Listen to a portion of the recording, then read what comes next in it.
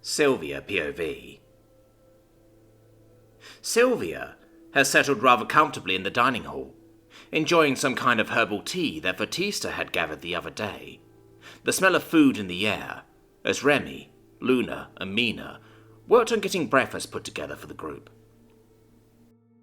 The sound of chatting people and children playing among themselves filled the air. Though as Sylvia sipped some more of her tea, she was approached by Miriam, who had a worried expression on her face. With her curiosity piqued, she spoke up before Miriam got the chance to get a word out. "What's the matter? You look concerned," she said plainly, as she set her cup down. Miriam settled at the table beside Sylvia, as she looked around the longhouse before looking outside from where she sat. After not finding what she was looking for, she sighed and looked over at Sylvia. "I haven't seen Isaac since we measured Vidmori for his clothes and equipment." Sylvia looked vaguely surprised by that, as she looked around curiously from where they were sitting, before looking back at Miriam. "Now that you mention it, Trisha didn't come back last night either," she considered, as she took up her cup of tea and sipped at it. "I'm sure they're fine. Those Drake Wardens disappeared as well yesterday, so it shouldn't be too much of a reach to think that Isaac is with them right now," she reasoned, yawning quietly before setting her cup down again. Miriam had to concede that at least, as she appeared to relax a little bit. "I suppose that makes sense," she said, as she ran her fingers through her hair, getting a few strands out from in front of her face. "So, how is Vidmori's armor coming along? Have you gotten started on the leather?" Sylvia smirked at the question, sniggering to herself as she remembered the conversation she had with the man. "Nope. Apparently he had it in his head that the leather would be ready in a couple of weeks, so I told him I'd prepare something else." Miriam couldn't help but smile a little bit in amusement as she listened. "I see. So, what are you making for him?" Sylvia tilted her head a bit, as she considered what she started already. "I'm preparing a black gambeson for him, using all the black fabric he left behind, though I'm going to be lining it with some of the red fabric that the wolf brought us," she explained, taking another sip of her tea before continuing. "I'm still deciding whether or not I should take the time to prepare him a chainmail shirt, or if I should just line the gambeson with some tiles of metal."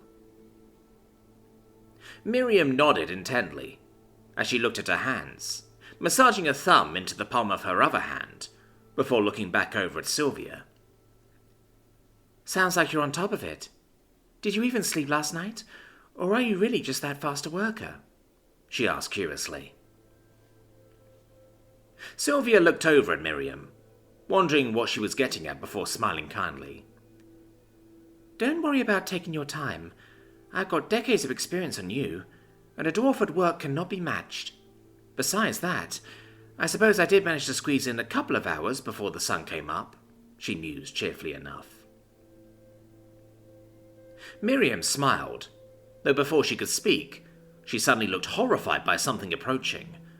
"Oh, gods!" she said softly, while getting to her feet and making her way over to the longhouse entrance, where the Drake Wardens were half dragging, half walking Isaac inside. "What happened to him? Is he okay? Where have you been all night?" she asked, struggling to remain calm as she looked over Isaac. The young man was utterly drenched in water, his eyes wrapped up with multiple layers of cloth, and his ears and nose plugged up with some sort of wax. He looked ragged and exhausted, unable to properly stand on his own 2 feet. Jolie pulled away to address Miriam, as Lars finished dragging Isaac over to a table, plopping him down along a bench, as the teen slumped over with exhaustion. "He's fine," she stated simply. "While I can't tell you how we did what we did to him, I can tell you he'll be fine. He's just undergoing some changes right now, and is extremely sensitive to a lot of things. In fact," she mentioned, as her eyes narrowed at Miriam, taking a sniff of the air and glancing over at Isaac before shaking her head, "you especially need to keep your distance for his sake," Jolie said firmly, circling around Miriam to stand between her and Isaac, as she crossed her arms. Sylvia watched on curiously, looking over at Isaac, who had been plopped down beside her. He looked like a wreck, but on closer inspection, his stature and overall build had slightly improved. He was a little bigger, and his shoulders were more defined than yesterday. She was definitely going to need to take his measurements again, and Miriam was going to need to resize his clothes. She watched the Drake Warden, known as Lars, go off and start talking with Remy and Luna about something, before turning her attention back over to Miriam and Jolie, Miriam looking rather flabbergasted by what Jolie had just said. "What? Why? Why do I have to stay away from him?" Miriam asked offensively, not getting what was going on. Jolie kept her firm stance, looking down at the teen girl before tilting her head a bit, as she flashed a mischievous smile. "It's because his senses are all hyperactive right now, and he can smell you, even with his nose all blocked up like that. His body is developing and changing because of what happened, and if you're around, he's going to get far too excited when he needs to be resting," she explained, looking far too pleased with herself as she watched Miriam. Miriam, for her part, was rather red in the face at that explanation, at first thinking she smelt bad, perhaps. But as Jolie explained further, she quickly understood what she meant. I see." That's all she could get out before taking a few steps back, and hurrying out of the longhouse, surprising some of the others as they were making their way inside for breakfast. Jolie then looked over at Sylvia and smiled a bit. "Do you mind telling me where I can get some spare clothes for Isaac here?" she asked pleasantly. Sylvia nodded intently. "Yeah, he's set up near the entrance of the men's sleeping area, bottom bunk. He'll have a crate with his name scratched into it," she explained, before looking over at Isaac, the teen human currently fast asleep against the table. "So, what's the plan with him?" she asked, as she looked back over to Jolie. Jolie thinks about it for a few moments, before jutting a thumb over at Lars, while he speaks with Luna in particular, getting bundles of grains and meats from her. "We just brought him over to get some of his things and some food for the day. He's going to need to be isolated for a couple of days after this, at least until his body settles," she explained, before running her fingers through her hair. "Do you happen to know where we can find a good cave? It's not necessary, but it is helpful for the process." Sylvia smirked a bit as she tilted her head. "You're asking me when you've got a man around here who is also the nearby mountain? I'm afraid I can't help you with that." Jolene looked confused for a moment before chuckling a bit. "Ah, that's right. I suppose I'll have to go ask him then. Well, thanks for your help," she said politely, bobbing her head before stepping away towards the men's sleeping area. Soon enough, she returns with a bundle of clothes, packing them into her bag before taking on the foodstuffs that Lars gathered. Lars then comes over to collect Isaac, as the trio makes their way out of the longhouse. After breakfast, Sylvia gets Remy to pack some food to go, along with a skin of water. Making her way out of the longhouse, she spots Sassotir, who spotted her in turn as she approached. "Good morning, Shepherd," she said politely. Sassotir flashed a fang smile, bobbing his head at her approach. "Good morning, Sylvia. Are you heading out?" he asked curiously, as he noted the bundles of what he could smell was food. "Yes, I'm going to go check up on Trisha. It seems she never returned from her new forge last night. I'm just making sure she doesn't forget to eat," she explained, as she lifted the bundle to emphasize her point. "Would you like an escort?" he asked politely, knowing that she was stronger than him, but simply being polite. The dwarven woman flashed a grin as she shook her head a little. "I don't think I need one, no. Besides, with Jack's burst flying about, I have no doubt I'll be safe regardless," she enthused cheerfully. "I'll see you later, Shepherd," she said pleasantly, before dismissing herself, Sassotir watching her go off as she crossed the tree line. It was the first time Sylvia actually left the clearing of the Haven, not having any real need to go beyond the safety of the longhouse. Yet here she was, pushing herself to do just that. It was nice and almost relaxing as she listened to the birdsong. She did nearly jump with surprise as she came across one of the Spitterwolves during their patrol, but after casually sniffing at her and eyeing the food bundle for a moment, it quickly made its way away, without bothering her much more after that.